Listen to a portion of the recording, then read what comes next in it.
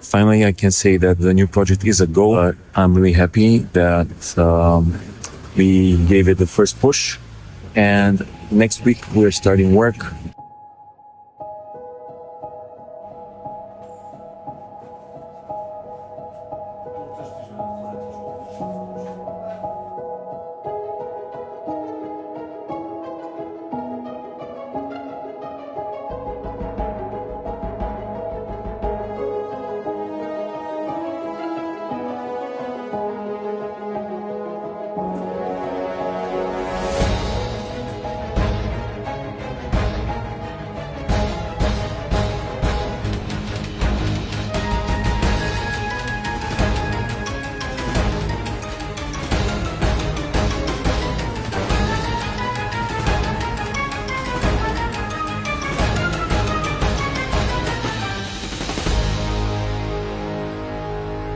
So keep watching, and I'll show and share more details very, very soon.